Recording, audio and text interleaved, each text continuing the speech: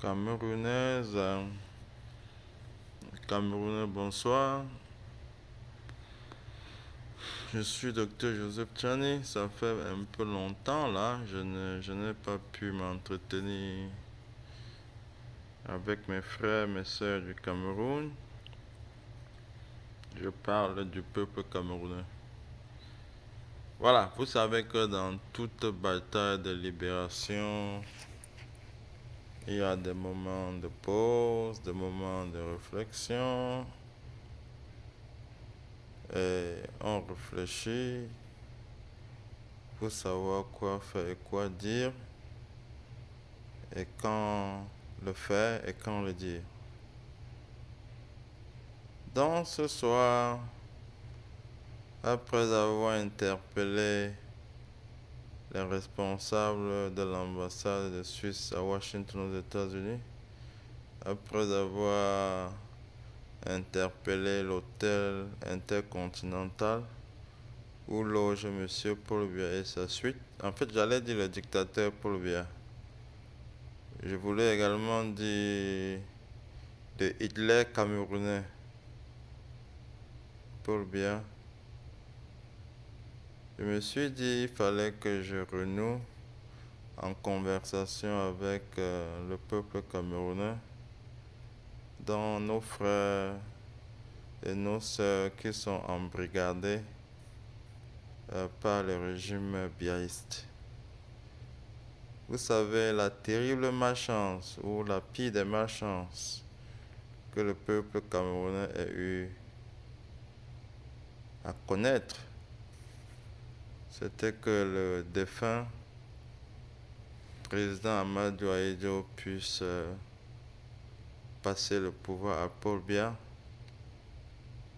après un mauvais jugement par rapport à la personne, par rapport à la personnalité morale et intellectuelle de M. Paul Biya. Je pense que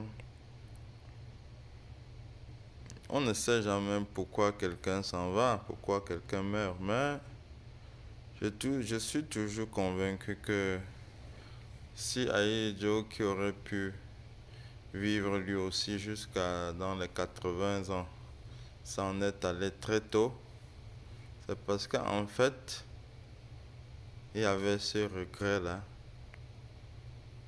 qui le rongeait terriblement. Parce que ce fut une erreur mortelle d'avoir laissé un pays si prospère, avec un avenir si brillant et prometteur, aux mains d'un mollusque. C'est-à-dire que un être humain synonyme de l'apathie, la platitude, l'indécision, l'absence en permanence, l'inefficacité, le nullissime. Donc, on ne va pas se perdre dans les qualificatifs ici, mais on va tout simplement remarquer, constater avec les larmes aux yeux que parfois, comme disaient nos parents, mieux vaut souvent donner la hache de guerre à un guerrier déterminé qu'à un poltron indécis, perdu, absent et nul. Donc vous voyez à quel point M. Paul Biya, qui n'avait aucune conviction et qui n'a jamais eu de conviction par rapport à amener un peuple d'un point A à un point B, dans le sens de la prospérité. Vous voyez donc à quel niveau de dégâts ce monsieur en 40 ans a plongé notre pays. Donc, j'ai pensé qu'il était bon pour nous autres Camerounais, même si nous avons une vie relativement acceptable à l'étranger, il était bon que nous continuions à soutenir nos frères et nos sœurs camerounais qui sont sur place dans une sorte de prison géante qui occupe 475 000 km² et où toute personne est emprisonnée. Moi, je ne fais pas de distinguo ici entre le Camerounais lambda qui vendrait au marché central, le Camerounais lambda qui vendrait au marché de Mokolo, qui conduirait son taxi ou son camion. Je ne ferai pas la différence entre l'administrateur civil qui attache sa cravate et se rend au bureau le matin. Je ne ferai pas de différence entre les ministres nommés par Paul Biya et la Baye Absalam qui se débrouille ou le mototaximan. Tous ceux-là sont des prisonniers. Tous sont prisonniers du système. Le sous-préfet est prisonnier du système de Paul Biya. Le gouverneur est prisonnier. Ses généraux dans l'armée, ses commandants de gendarmerie, tous sont prisonniers. Parce que c'est un système qui a été fait pour durer. Et ça a duré. Donc, il y a une espèce de corde invisible qui fait que tout le monde est attaché. Tout le monde est attaché parce qu'il y a ce qu'on appelle désormais la rareté de l'emploi. Donc, avec la rareté de l'emploi, chacun fait tout ce qui est possible pour occuper son poste.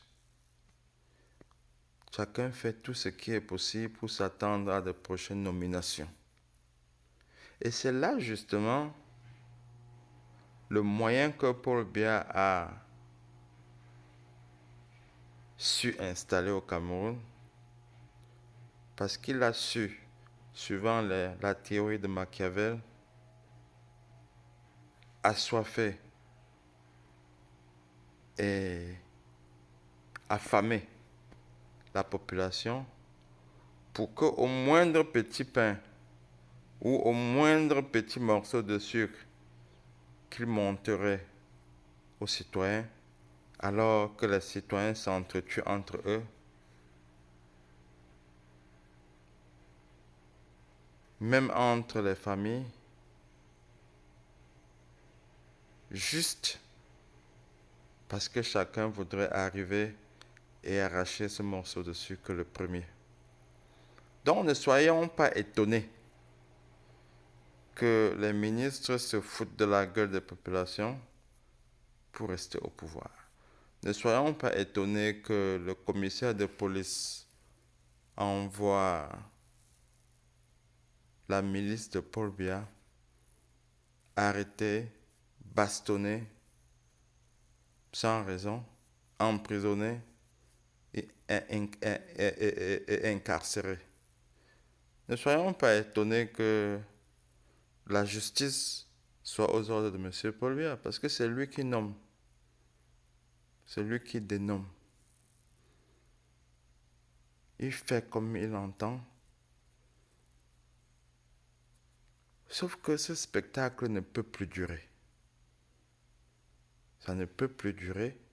C'est pour ça que vous voyez les ministres de Paul Biya, les uns après les autres, sortis comme des rats tout au long de cette semaine pour pondre des communiqués ici et là Mais c'est qu'en fait, leur bateau est en train de prendre de l'eau. Donc chaque Camerounais devrait être conscient que l'arbre est pourri. L'arbre gouvernemental est pourri. Et il suffit tout simplement au peuple camerounais de se lever un beau matin, pousser cet arbre avec le concours de toutes les mains. Pousser cet arbre et l'arbre se retrouvera au sol. Il n'y a plus à beaucoup réfléchir, il n'y a plus à beaucoup gesticuler. Il n'y a que la révolution pour libérer le peuple camerounais. Et désormais, moi, ce que je voudrais vous dire, c'est que lorsque la gendarmerie, la police, l'armée en général et l'armée tout court, lorsque tous ces corps n'auraient pas compris que c'est vous, le peuple camerounais, qui leur versez le salaire, à ce moment-là, le peuple camerounais devrait comprendre qu'il y a des leviers sur lesquels il faudrait appuyer. Par exemple, ne pas payer les impôts. Vous ne payez plus les impôts. Ça, c'est d'un. De deux, vous ne respectez plus et vous n'obéissez plus aux ordres de la police. Vous ne respectez plus et vous n'obéissez plus aux ordres de la gendarmerie. Et ça devient des corps,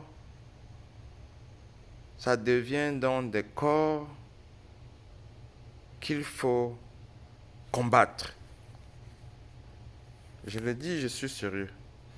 Moi, je suis en train de donner les pistes là de la libération du peuple camerounais. Si l'armée, la police, la gendarmerie deviennent des outils de répression de M. Paul Biya, tels que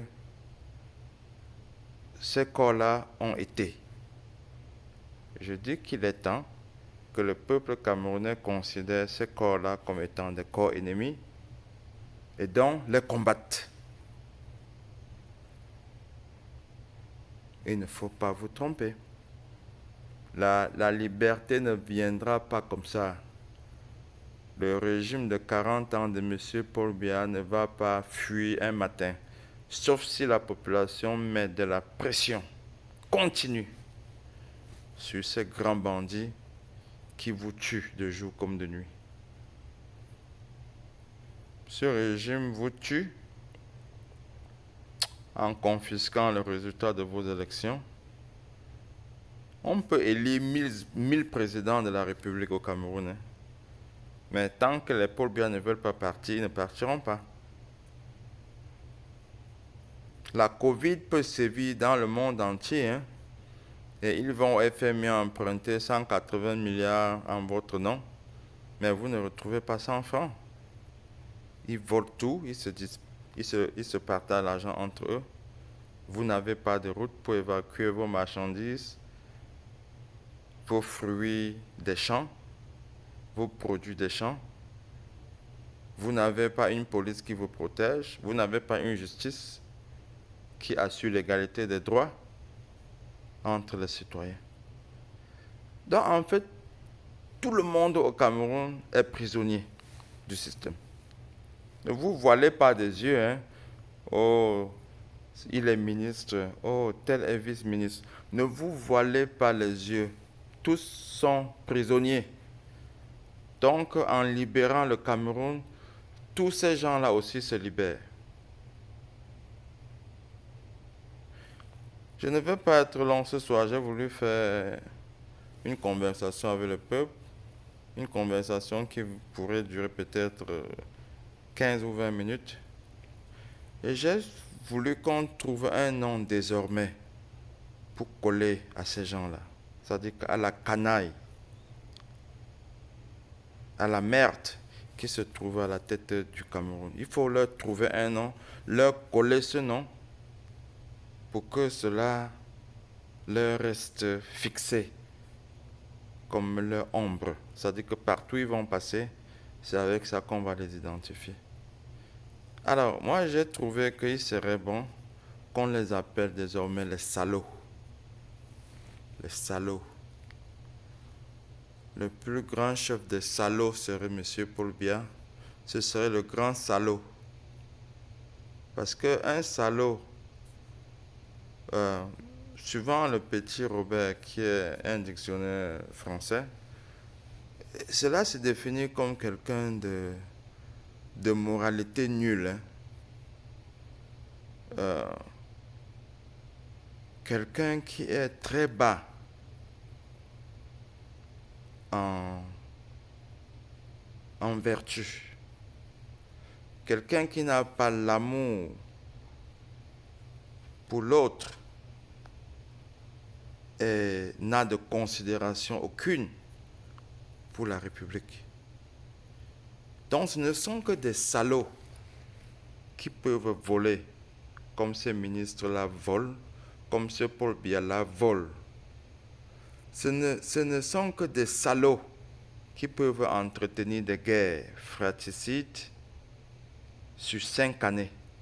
Est-ce que vous avez vu Paul Biya là, le grand salaud? Est-ce que vous l'avez vu aller à Bamenda ou à Kumba ou dans une zone de guerre là pour dire qu'il vient rassembler les enfants du pays? Ils aiment bien comparer la France.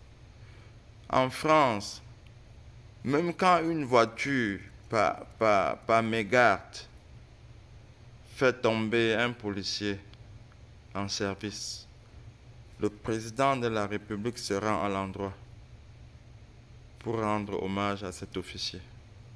Avez-vous vu Paul Biya aller au nord, rendre hommage à l'armée camerounaise qui lutte contre Boko Haram? L'avez-vous vu au Nozo pour consoler les familles ou alors reconforter l'armée camerounaise qui saigne là-bas? Rien du tout. Mais le plus grand des salauds sait très bien que, n'ayant rien fait au Cameroun, où il avait tout pour construire les hôpitaux, construire les routes, construire les grandes écoles, le grand des salauds,